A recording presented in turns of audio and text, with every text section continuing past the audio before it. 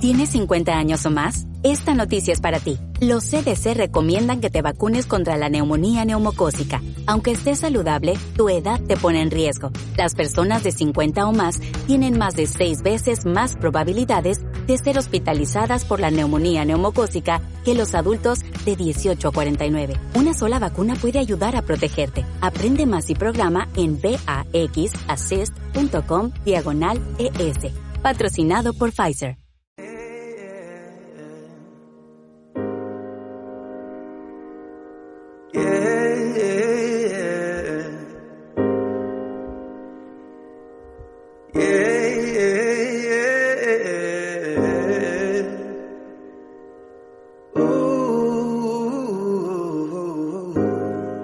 Bienvenidas, bienvenidos a La Palabra Locura, un podcast de relatos contados de viva voz. Palabra de Mar del Rey.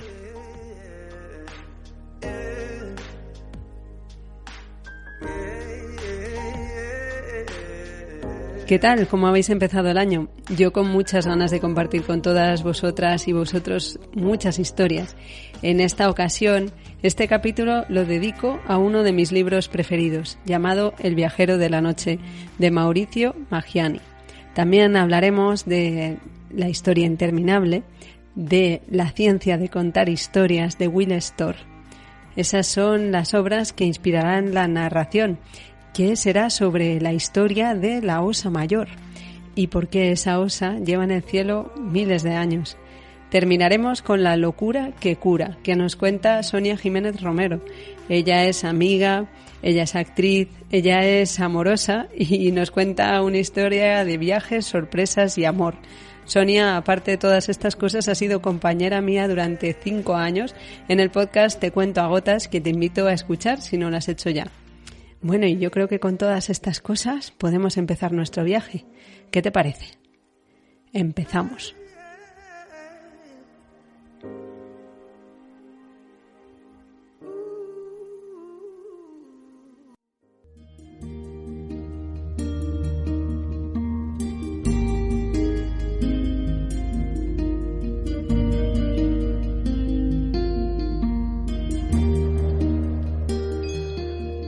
La inspiración.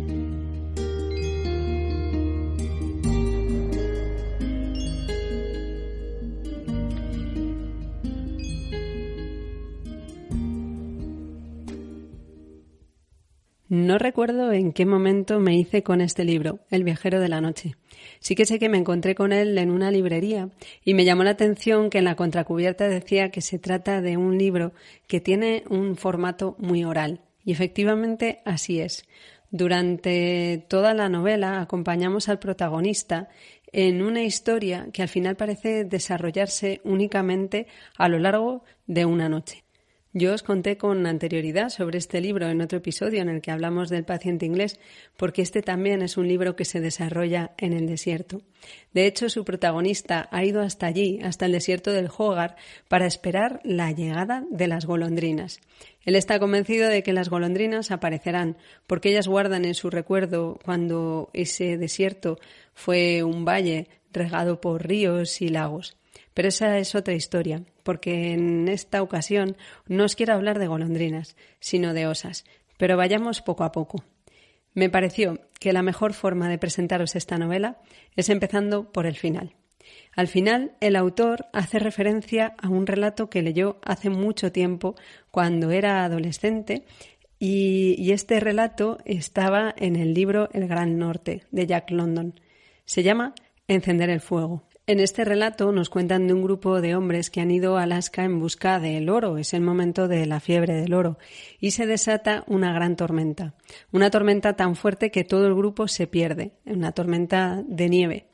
Nos habla de uno de los hombres que consigue encontrar refugio debajo de una roca y consigue encender un fuego. Él está ahí protegido por el fuego, pero no lo enciende para calentarse únicamente. Lo enciende para ver si el fuego puede atraer a alguno de sus compañeros. Él tiene que avivarlo y mantener el fuego despierto, porque si el fuego se apaga, porque él se ha dormido, probablemente morirá. Y efectivamente hay otro hombre de los que venían con él, que ve el fuego y se acerca.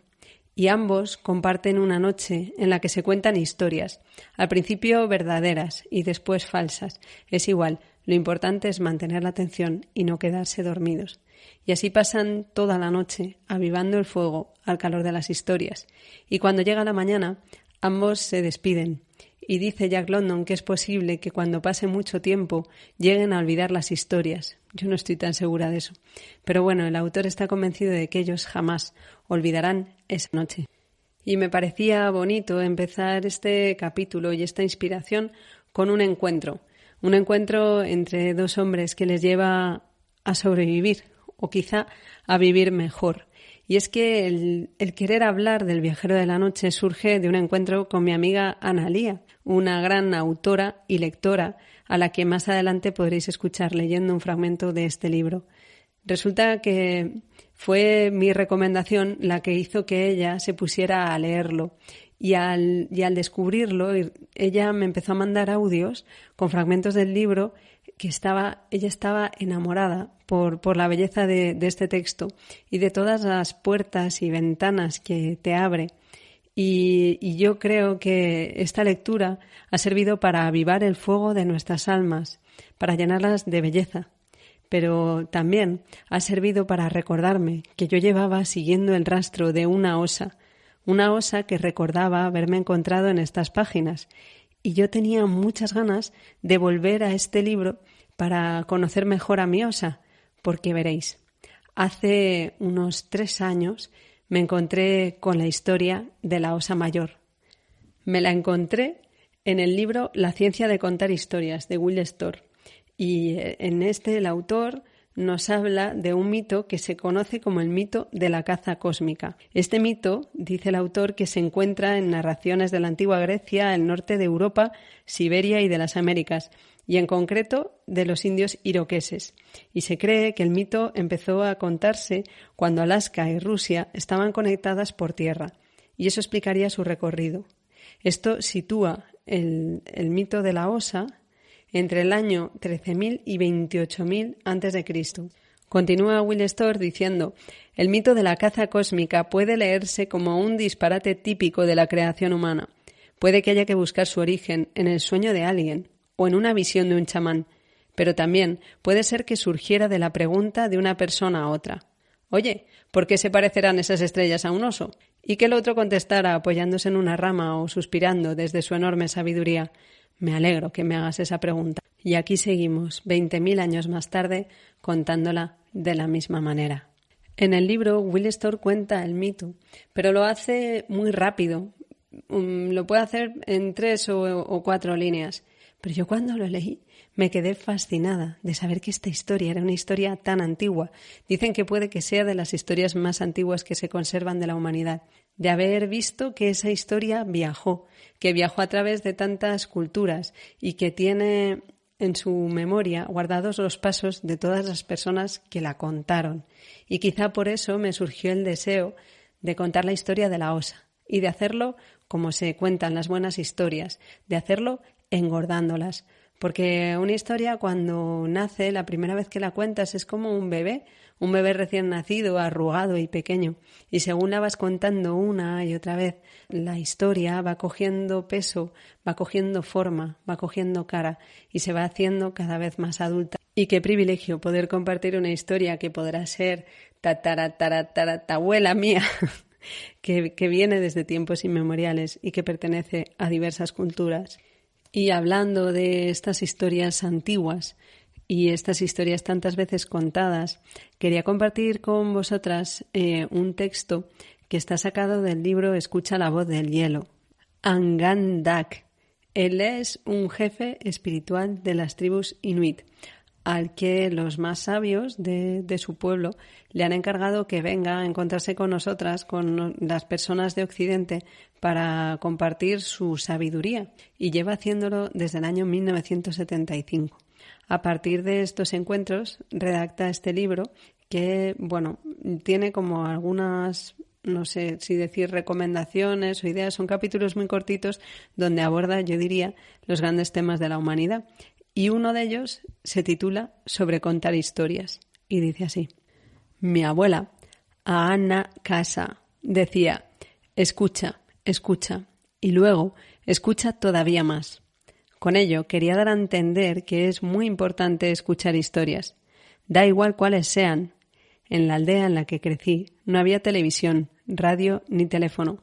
No había periódicos, de modo que teníamos que escuchar. Hoy sé lo valioso que es esto, pues he aprendido a escuchar. Y solo porque aprendí a escuchar puedo ir contar yo mismo historias. Porque las historias de mi infancia se me han grabado profundamente. Se han convertido en una parte de mí mismo. Siguen viviendo en mí. Por eso, si quieres que las historias permanezcan vivas en ti, escucha, escucha. Y luego, escucha todavía más. Y volviendo al libro El viajero de la noche, os he contado que el protagonista está en una expedición en el desierto del Hogar y hay un momento que nos está hablando de las personas que le acompañan, en concreto de un viejo. Dice, es un poeta profesional y parece que es el mejor en circulación por esta parte del Hogar. Un poeta ambulante. Ha sido empleado por el que suscribe. Jibril me aconsejó que lo contratara sin regatear demasiado. Es bueno tener un poeta en el séquito. Es de gran consuelo para los hombres que trabajarán duramente. Ninguna caravana tajil, me ha explicado, renuncia con el corazón ligero a llevar a un buen poeta en un viaje comprometido. Los tajil tienen una lengua sin escritura. Llevar a un poeta en el viaje es como poner en el equipaje libros y revistas. Y sobre el salario de este hombre, para la gente que se pregunta eso de ¿pero se puede vivir de la narración?, continúa el autor. El poeta gana 110 francos franceses al día, más la comida, y un cartón de cigarrillos cada viernes. Gana más que los demás hombres, quizá incluso más que el funcionario del gobierno responsable de la prefectura del Hogar. El Hogar es tan grande como toda Francia. Él dice, en cambio, que es más pobre que las ratas y que todas las ganancias de su larga carrera de poeta están en un agujero debajo de la alfombra de su mujer. Dice que no ve la hora de morir. Así la mujer podrá finalmente comprarse el marido joven que desea desde hace tantos años. Su nombre es Tigritz. Cuando está con nosotros nadie lo llama así, sino Dima, que en lengua tajil significa tanto señor como pej, padre. Lo llaman Dima incluso cuando deben gritarle que se quite de en medio porque estorba el trabajo. Cuando no desaparece para ir a holgazanear en busca de inspiración, el viejo estorba constantemente las actividades. El protagonista continúa hablando de las narraciones y de las canciones que hace el poeta en la hoguera, para después referirse a sí mismo, y dice que entiende que es una complicación a los ojos de la gente que habita el desierto y a los ojos de la gente que la ha contratado y está ahí con él. Y para evitar el desorden que él les ha generado, supongo que el desorden que nos generan los extranjeros, pues el Dima le dedica unos versos. La primera canción que cantó el Dima Tigritz, el astuto poeta ambulante, la dedicó al que suscribe. A juicio de Jibril era una hermosa canción, apreciada por todos los hombres. Me la tradujo, naturalmente, y no puedo estar seguro de que haya sido un honesto y fiel traductor. El viejo cantó que me vio recoger agua con las manos sin que se me cayera ni una gota, porque tengo las manos fuertes y delicadas. Que con mis manos enseñaré muchas cosas que los hombres no saben hacer con las manos. Mi alma y mi mente están en mis manos, dijo el viejo. Dijo que cuando estuve en Europa oyó hablar bien de mí a sus hermanos bereberes. También cantó en su propia gloria que cuando la nave que lo llevaba atracó en Marsella, sus hermanos fueron a su encuentro, llevándole dátiles verdes y té, y que la ciudad era tan grande que el cortejo llegó a la casa de su anfitrión solo de noche. Por el camino le anunciaron mi próxima venida, la llegada al Hogar del hombre que sabe hacer volar a los pájaros. Según Jibril, el viejo no estuvo nunca en Europa, y si conoce la palabra Marsella es porque le ha hablado de ella a alguno que tiene parientes en Europa. Cantó unas cuantas tonterías el viejo Dima, poeta cortesano, pero lo de las manos sí es cierto. Las manos, mis manos, son fuertes y delicadas. Es así como me han venido por parte de padre, y hechas de este modo me son muy útiles para hacer bien mi trabajo. No hago caer una gota de agua si me sirven de vaso, no dejan escapar una pluma si sirven de nido. Y de esas manos maravillosas pasamos a un corazón que un autor pretende que se derrita, que pierda todo el hielo. Ese es el objetivo del autor de Escucha la voz del hielo. Y volviendo a la importancia que le da a contar historias, él recuerda cómo su abuela les decía una y otra vez: todo lo que haces con toda tu alma se vivifica, y todo cuanto vive se renueva y regresa. Mira las flores, cada año regresan. Todo lo que haces con espíritu se convierte en flor, una flor que vuelve a florecer cada año. Y lo decía refiriéndose también a las historias y canciones. Si una historia o una canción echa buenas raíces en ti, volverá a florecer siempre, y sus frutos serán el germen de nuevas historias y canciones. De ese modo, las historias nunca se terminan, solo cuando pierden sus raíces, mueren. Las flores, las historias, regresan, y también regresan los animales que migran. Yo aprendí mucho sobre migraciones leyendo la historia del viajero de la noche. Él es un hombre apasionado y estudioso, él es un etólogo especializado en las golondrinas y por eso está en el desierto. Pero no solo ha estudiado golondrinas, en un momento de su vida ha tenido que estudiar a los osos y los ha estudiado porque le han pedido que se fije en algo curioso que ocurrió en la zona de Bosnia durante la guerra, y es que los osos empezaron a migrar. Los osos pardos, que ellos no migran. Como nos cuenta en el libro, un oso lo que hace es que deambula, pero nunca migra. Migrar es volver al lugar que ha sido tu hogar, pero los osos no tienen esa forma de comportarse. Así que era extraño observar cómo los osos estaban siguiendo una ruta que iba hacia el este.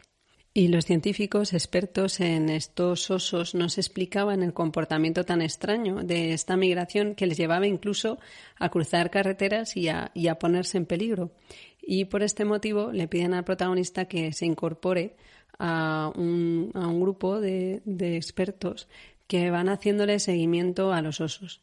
Y ahí él nos lleva de viaje, esta vez a Bosnia, y le acompañamos buscando el rastro de muchos osos. Nos cuenta entonces que la manera de rastrear y de conocer a los osos a los que buscan poder colocar un collar para poderles seguir, ¿no?, como se hace con muchos animales de este tipo, pues es a través de sus excrementos. Hay un momento en que te dice que, yo creo que los excrementos de los animales deben de ser como cuando en las películas de espías vacían las basuras, ¿no?, para saber cosas de la gente. Pues él te habla de cómo cogen los excrementos de los osos y pueden saber pues el sexo del animal, pueden saber qué edad tiene, por supuesto pueden saber qué tipo de cosas ha comido, qué tipo de vida lleva, y así a partir de los excrementos pues no solo discriminan los animales antes de llegar a verlos, sino que se establece una relación con ellos.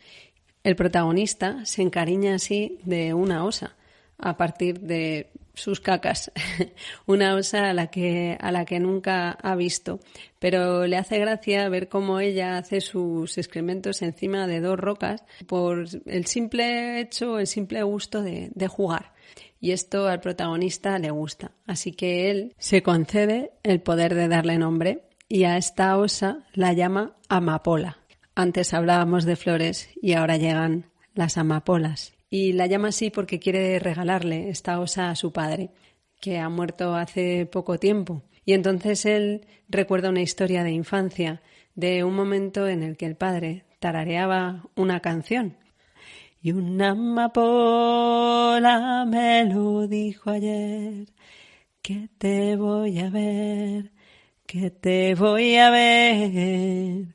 Y un arco iris me pintó la piel para amanecer contigo.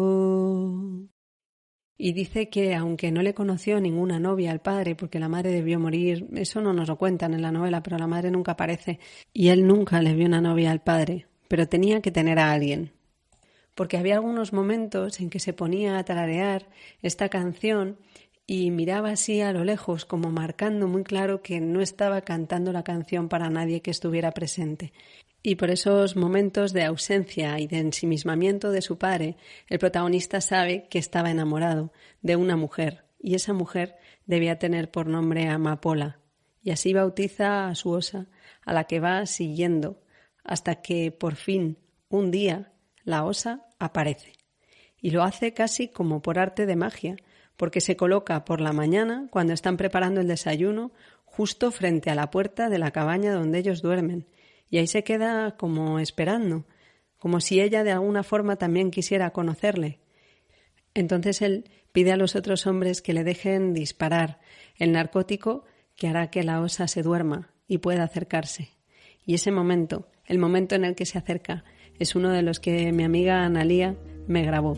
Y yo le he pedido para este programa que nos regale la grabación del fragmento que os voy a poner a continuación para que lo escuchéis directamente de su voz, ese encuentro del hombre y la osa. Cogí entre las manos el hocico de aquella osa como sabía coger una golondrina, con las manos en forma de copa, como si pudieran contenerlo, convertirse en un nido de oso. Perdidas en la masa del pelo espeso y ferino, mis grandes manos no servían de nada. Pero fue hermoso tener durante un instante a Amapola entre las manos, como si la quisiera, como quería a las golondrinas del váter.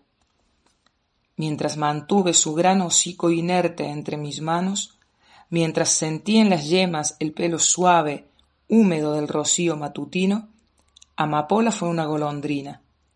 Como el otro día Yasmina fue una golondrina. Yasmina sabía a jazmín, Amapola a hiel y avellanas. Y no era, como parecería dicho así, un olor desagradable. Solo era muy penetrante. Le canté la cancioncilla de Dinetto y luego le sujeté al cuello una baratija electrónica que valía varios miles de dólares. Buen viaje, amor mío. Amé a aquella osa y no creía que fuera una cosa humana hacerlo.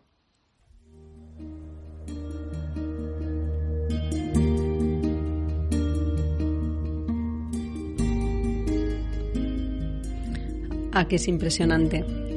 Pues este fue el fragmento que me leyó Ana, que me trajo de vuelta ese libro que yo le había recomendado y me trajo de vuelta a la osa Amapola. Y resulta que yo en mis clases de canto estaba estudiando la canción que antes os tarareé y que libremente he cambiado porque en la novela la que canta es otra Amapola. Pero bueno, no deja de ser una canción dedicada a esa flor. Andaba yo aprendiendo esta música y también pintando amapolas y entonces Ana me trajo de vuelta a esa osa y fue como si hubiera encendido un fuego y como si hubiera ayudado a que mi alma estuviera más calentita, a regarla un poco. Y supongo que ese tipo de cosas son las que sentimos al leer y al compartir las lecturas. Y descubro entonces que los relatos, como las flores, también vuelven, que migran, igual que las golondrinas que cuida el protagonista. Y también que esa osa que se movía por la guerra. Por eso se desplazaban los osos hacia el este, que ellos no son animales de migrar, sino de deambular pacíficamente, pero cuando hay guerras todos buscan un buen lugar, un buen refugio. Y gracias a mi amiga descubrí que la osa migrante se llama amapola, como la canción que me fascina, como mi flor preferida. Yo creía que yo andaba rastreando a una osa para contar su historia, pero resulta que ella me seguía la pista a mí muy de cerca.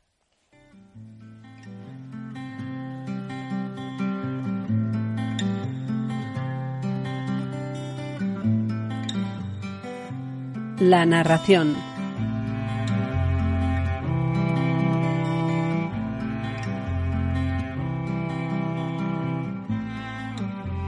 Hablábamos al principio del libro Escucha la voz del hielo. Es en ese libro donde nos hablan de cómo cazan los inuit. Y dicen que los inuit solo cazan a los animales que les dan permiso para ser cazados. Y por eso ellos comen animales alegres y nosotros comemos animales tristes. Quiero hablaros de la relación de los cazadores con aquellos seres a los que van a cazar. Un cazador que expone su vida delante de un animal poderoso y que se arriesga a perderla. Es alguien que admira a su presa, que la conoce y la llega a conocer también como se conoce a sí mismo, que la respeta, que la venera, tanto que quiere que ella forme parte de él cuando él, después de matarla, la coma, o cuando ella le coma a él. Y esta relación tan especial entre el animal y el cazador se cuenta en otra historia, en una historia escrita por Michael Ende. Chiron llega a buscar a Atreyu y se sorprende mucho cuando le dicen que no está disponible, y no solo eso, sino que ha ido a la gran cacería.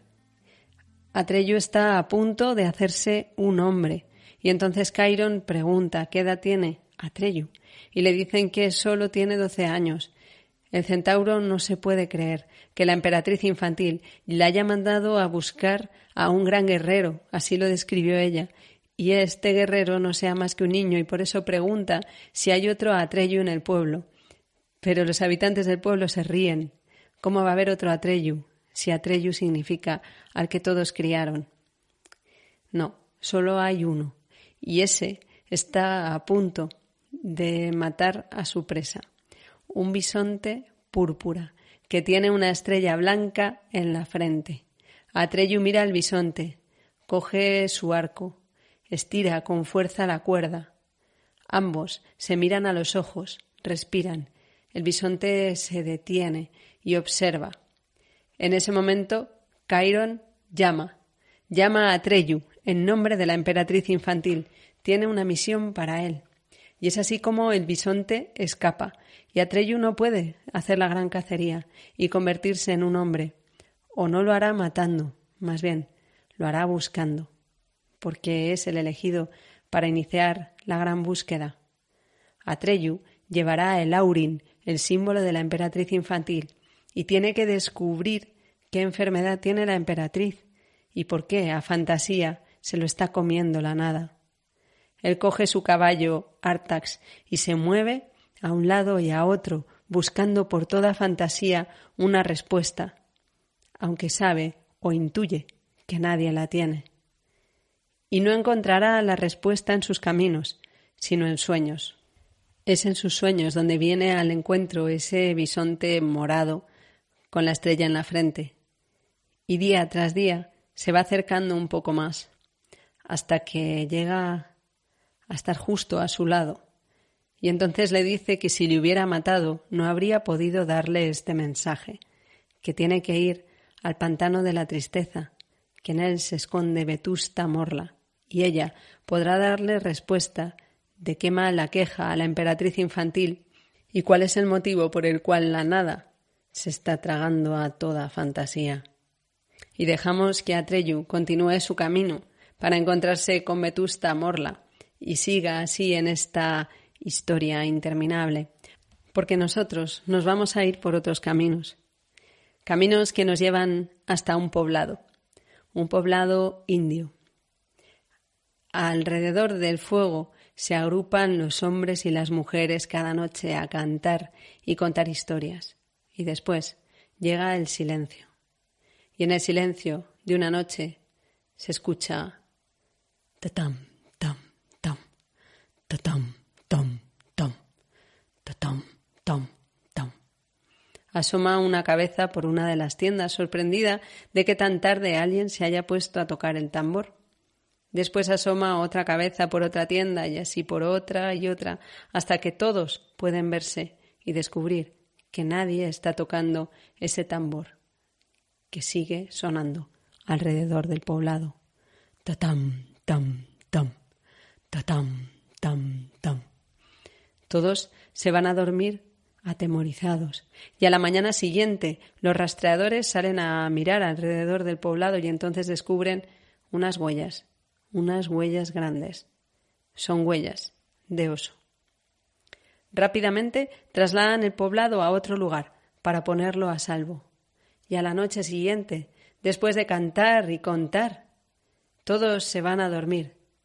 Y de nuevo, En el silencio y en la oscuridad de la noche se escucha tatam, tam, tam, tatam, tam, tam, tatam, tam, tam.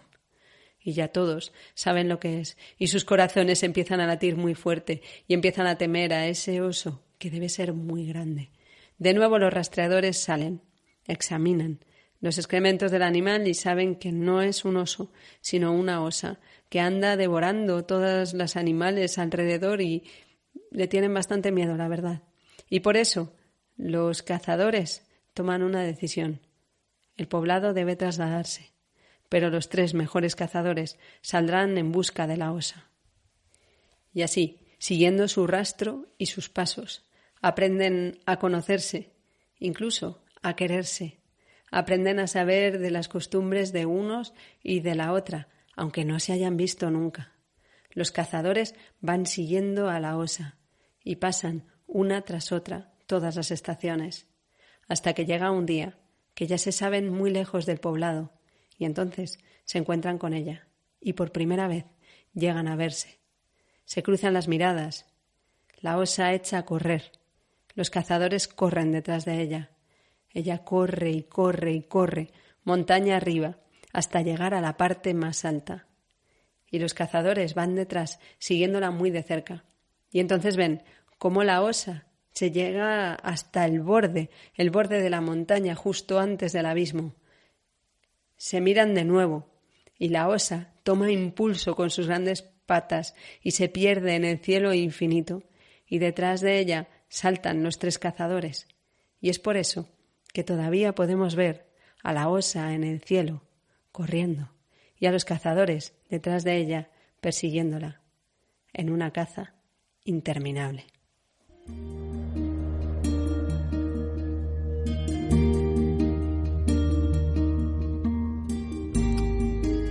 La locura que cura.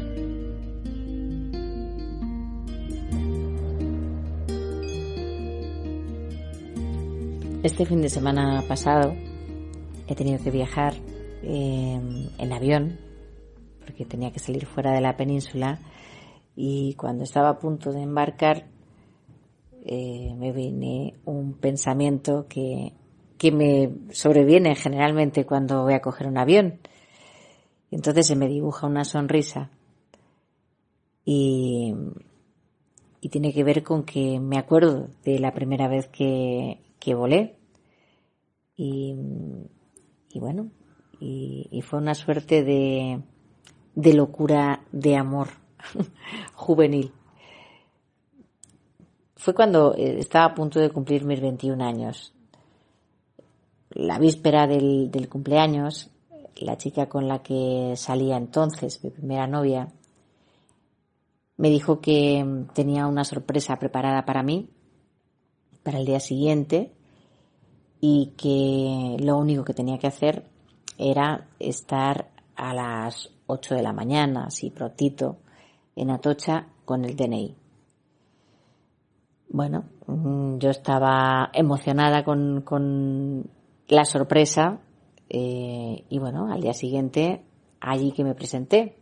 Hay que decir que por aquella época mis padres no habían recibido bien el hecho de que yo tuviera novia y salía con ella en secreto. Llevábamos poco tiempo y bueno, yo salí de casa como quien va a la facultad con mi mochila, eso sí, mi DNI, y estuve pues a la hora que me había dicho ella en Atocha. Entonces cuando yo iba a Atocha, ella me lleva a otro lugar, de ahí voy con ella a otro lugar que no es otro que el aeropuerto de Barajas, porque la sorpresa tenía que ver con un viaje relámpago que íbamos a hacer a Londres, pasar todo el día y regresar a la noche. Ese era su regalo de cumpleaños. Entonces fue efectivamente la primera vez que volé, con toda la emoción de ser esa primera vez, ¿no? Que haces algo y encima con una persona de la que estás enamorada, y a vivir una aventura que es un poco loca, pero que seguro que es maravillosa. Y así fue. Llegamos allí y ella tenía todo muy bien planeado porque ella había estado viviendo allí en Londres de Erasmus, que se fue a estudiar los años anteriores, entonces conocía bien la ciudad y se propuso llevarme a conocer pues todo lo que un turista debe conocer y hacerlo todo en un día, muy rápido. Entonces, bueno, creo que no nos faltó nada, ¿no? Fuimos, bueno, pues a visitar el Palacio de Buckingham, a ver el cambio de guardia, el Big Ben, el Puente de Londres, íbamos, pues eso, cuando íbamos caminando, íbamos en taxi, y yo lo recuerdo todo como muy divertido, y muy loco, ¿no? Porque íbamos con hora a todos los sitios, ¿no? Parábamos en la calle a comer, como no, fish and chip, como cosas muy, muy típicas, ¿no? Incluso, cuando fuimos a la National Gallery, tuvimos que ir muy concretamente a ver los girasoles de Van Gogh. Ella se conocía bien el museo y eso era lo que me quería enseñar del museo. No daba tiempo a verlo entero, pero sí por lo menos que estuviera frente a ese cuadro tan importante, porque ya digo que iba todo medido. Incluso había una sorpresa especial también, ¿no? Que fuimos a la tienda de Doc Martin y recuerdo que me regaló mis primeras botas, mis primeras Doc Martin, que todavía conservo. Volvimos rápidamente al aeropuerto, ¿no? Y cuando llegamos ahí a embarcar, a coger el avión, pues había problemas por el temporal, el avión parecía que no iba a salir nunca, yo imagínate todo nerviosa porque en mi casa no sabían que estaba haciendo lo que estaba haciendo, esta aventura loca. Y con todo y con eso, bueno, se retrasó el avión, salimos más tarde, llegamos más tarde, y con las prisas, pues todas las fotos que habíamos tomado se quedaron en el avión porque nos dejamos la cámara. Pero bueno, cogimos un taxi y llegué a casa. Me echó mi madre un poco de bronca porque llegué más tarde, pero nunca supo que me había ido y que había estado en un lugar tan lejano, viviendo pues la locura que a mí me cambió, porque hay que atreverse, aunque las cosas sean difíciles, y vivir la vida con intensidad, como merece. Y eso es lo que me enseñó esta locura de amor.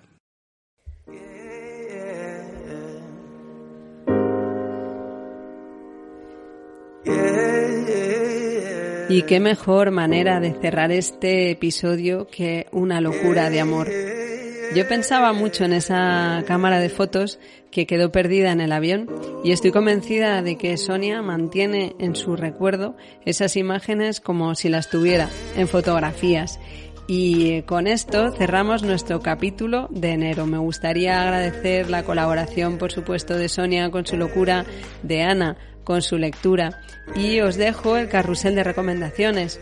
Hemos hablado del Viajero de la Noche de Mauricio Maggiani, también de La Historia Interminable de Michael Ende, bueno, dicen Michael Ende porque es alemán, y el libro de La Ciencia de Contar Historias de Will Storr, muy interesante, y Escucha la Voz del Hielo, que está lleno de aprendizajes, pequeñas lecturas que se pueden hacer para profundizar un poco en la vida.